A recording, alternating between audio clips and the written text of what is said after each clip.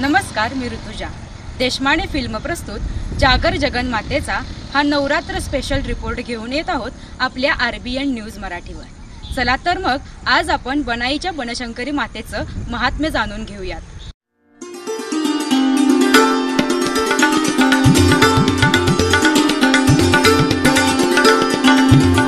बनशंकरी देवी ज्या ठिकाणी गुप्त झाली ते ठिकाण म्हणजे पावतका. चला तर मग आता आपण देवीच्या पादुकांचं दर्शन घेऊ. कर्नाटकातील बागलकोट मधील बदामी हे गाव श्री बनशंकरी देवीचे मूळ पीठ आहे. फार वर्षापूर्वी शेगाव, वाळेखिंडी आणि बनाळी येथील भक्त दर पौर्णिमेला बदामीला जात असत. तिथे जाऊन दर्शन घेऊन परत आपल्या गावी यायची. कालांतराने त्यांना वयोमानानुसार जाणे अशक्य होऊ लागले. आता शेवटचेच जाणे आपले होणार, यापुढे आपण कधीच जाऊ शकणार नाही ही खंत त्यांना लागून राहिली. श्री बनशंकरी देवीच्या दर्शनाला आपण आता येऊ शकणार नाही, म्हणून या भक्तांनी देवीला आपल्या मनातील खंत बोलवून दाखवली. हे देवी माते, आता आम्हाला क्षमा कर, आमचे अपराध पोटाशी घाल. देवीने प्रसन्न होऊन त्यांना आपल्या गावी येण्याचे वचन दिले. तुम्ही पुढे चालत राहा, मी तुमच्या बरोबर येईल, पण एक अट तुम्हाला मान्य करावी लागेल. जर तुम्ही पाठीमागे वळून पाहिले तर मी पुढे येणार नाही. नंतर हे तिन्ही भक्त परत आपल्या गावी मजल दर मजल करीत चालत राहिले. आता आपले गाव जवळ आले तेव्हा न राहून त्याने मागे वळून पाहिले. तोच अचानक विजेचा कडकडाट झाला आणि देवी तिथेच गुप्त झाली. आणि हेच ठिकाण म्हणजे बनापासून 1 किलोमीटर अंतरावर असलेले पावतका. जतच्या उत्तरेला अवघ्या 10 किलोमीटर अंतरावर बनाळी हे गाव वसलेलं आहे. बनाळी हे गाव खरंच एक आगळं वेगळं गाव आहे आणि या गावाचं वैशिष्ट्य म्हणजे हे गाव पूर्णपणे शाकाहारी गाव आहे. जत तालुक्यात अनेक वैशिष्ट्यपूर्ण पर्यटन आणि प्रेक्षणीय स्थळे आहेत. या वैशिष्ट्यपूर्ण स्थळात बनाळी गावचा शाकाहारी असा आवर्जून उल्लेख केला जातो.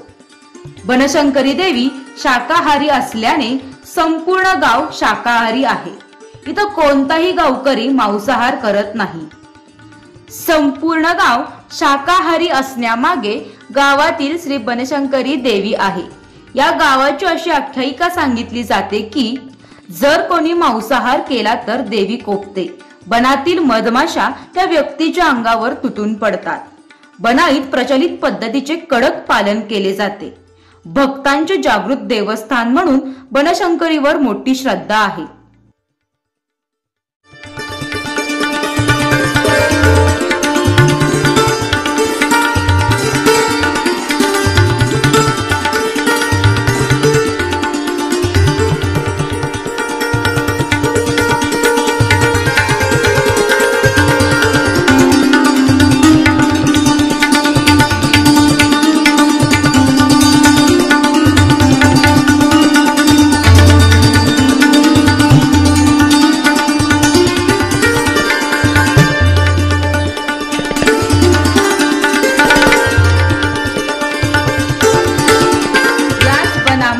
आपल्या बनशंकरी देवीचे मंदिर आहे.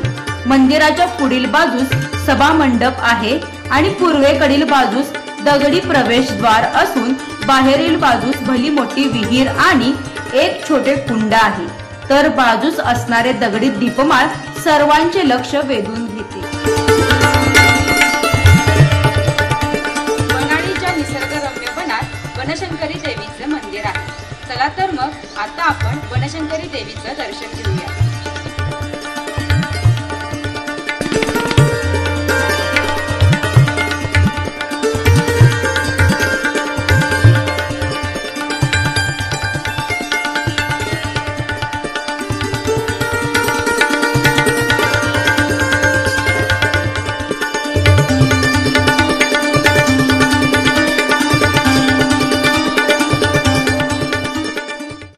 श्री बनशंकरी देवीची मूर्ती 3.5 फूट उंचीची असून दशभुजा असलेल्या देवीने विविध आयुधे घेतली आहेत आणि सिंहासनावर विराजमान आहे. देवीचे मुख पूर्वाभिमुख असून चेहरा प्रसन्न आहे.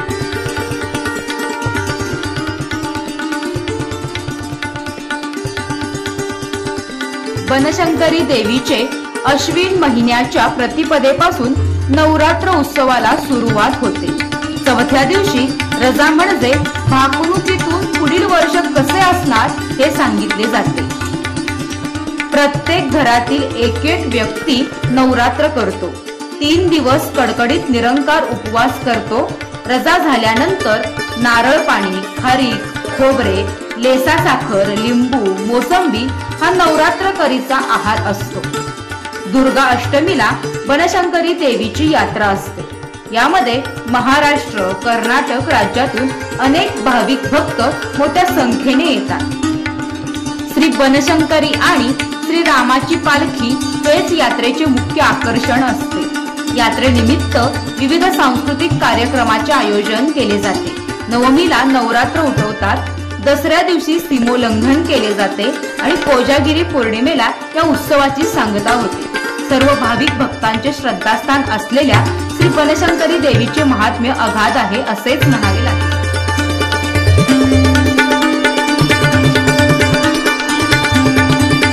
हे मावशीचं मंदिर. चला तर आपण जाऊन मावशीच्या मंदिराचं दर्शन घेऊया. मंदिर परिसरामध्ये दक्षिणेकडील बाजूस छोटी छोटी मंदिरं आहेत. यामध्ये मावशीचं मंदिर आहे. हे जेटाप्पा मंदिर. चला तर मग आपण जाऊन जेटाप्पाचं दर्शन घेऊया. शंकराचा अवतार असणारे श्री जेटाप्पाचे मंदिर उत्तराभिमुख मंदिर आहे.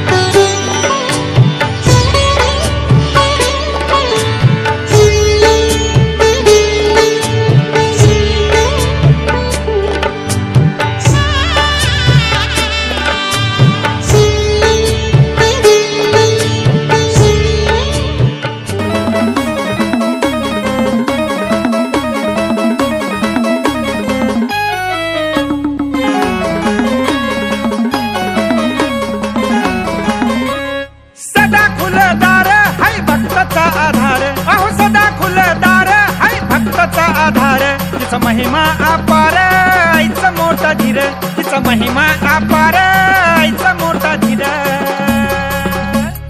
बनशंकरी देवी माझी माय, बनशंकरी देवी माझी माय, तिच्या मायेसाठी जीव तरसलाय. बनशंकरी देवी माझी माय, तिच्या मायेसाठी जीव तरसलाय.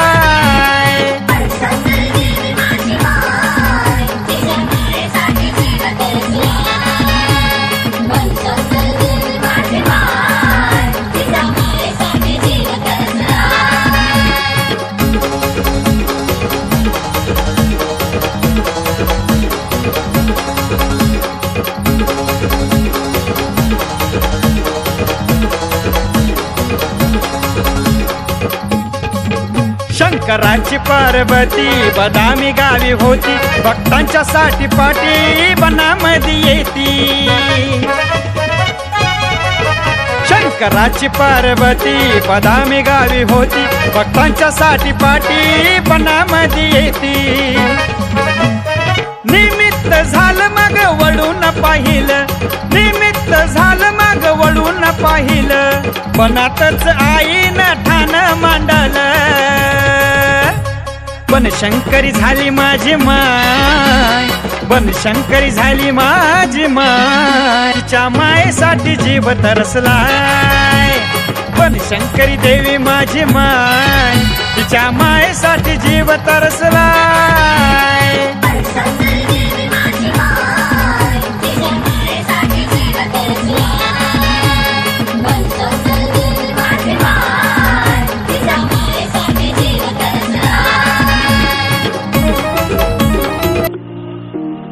आता या बनात आंबा, चिंच, जांभूळ, सीताफळ, रामफळ अशा विविध झाडांमुळे हिरव्या गर्द डोंगराच्या कुशीत नटलेले निसर्गरम्य ठिकाण अनेकांचे लक्ष वेधते.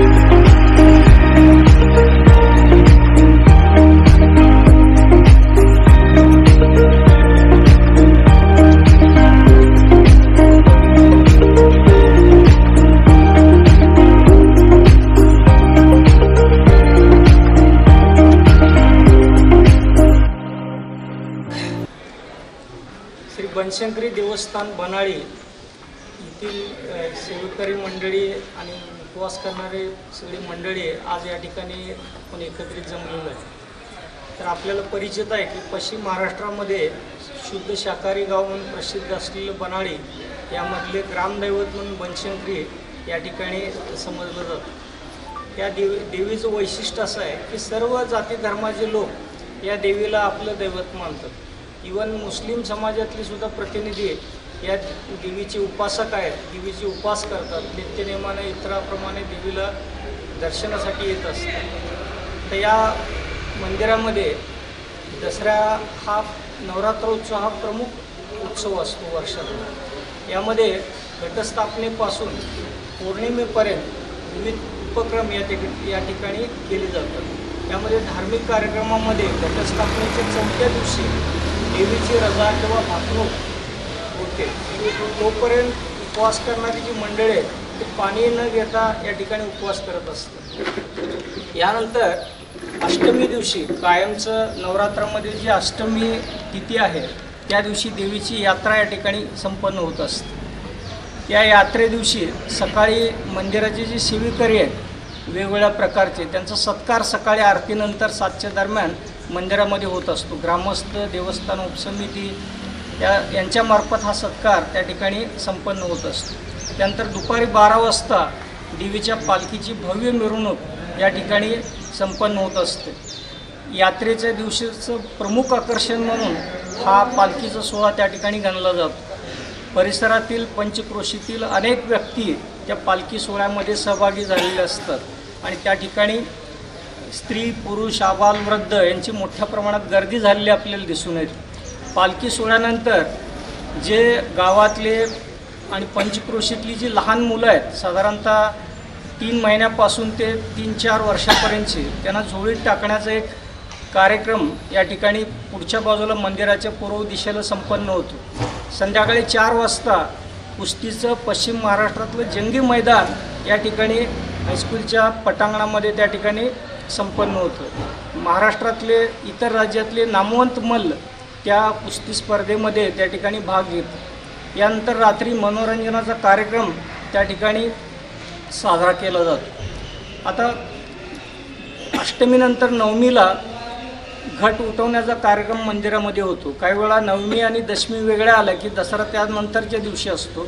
काही वेळा नवमी दशमी एकत्र आले की घट उठवणे त्याचप्रमाणे दसरा ही दोन्ही कार्यक्रम एकाच दिवशी येतात।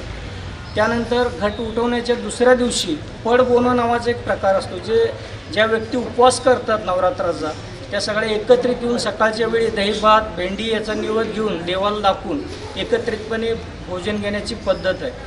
त्यानंतर कोजागिरी पौर्णिमा मंदिरामध्ये मोठ्या प्रमाणात ग्रामस्थ सगळे भाविक साजरी करतात आणि त्यानंतर चिरक शिपणे किंवा नवान्न पौर्णिमा नावाचा एक लास्ट विधी, धार्मिक विधी संपल्यानंतर हा नवरात्र महोत्सवाच्या ठिकाणी सांगता होते।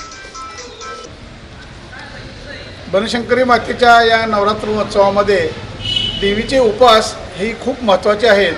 त्यामध्ये घट बसल्यापासून पूर्ण 3 दिवस सर्व नवरात्रकरी अन्न पाणी न घेता देवीचा उपवास करतात आणि त्यानंतर 4थ्या दिवशी गादीचे पुजारी कोरेसर यांना देवीचा दृष्टांत झाल्यानंतर सकाळी ते भाकणूक सगळ्यांना सांगितली जाते आणि मग त्यानंतर पाणी पिणं, खारीक खोबरं, लेसा साखर आणि त्याबरोबर मोसंबी एवढे सगळे पदार्थ या उपवासामध्ये घेतले जातात आणि त्यानंतर घट उठेपर्यंत असंच तो चालू असतंय आणि त्यानंतर मग घट उठल्यानंतर मग जेवण करायचं अशा पद्धतीने हे उपवास केले जातात आणि त्यामध्ये महिलांचे पण उपवास असतात। एकवात म्हणून असते, एक टायमाला फराळ करून ते उपवास करतात।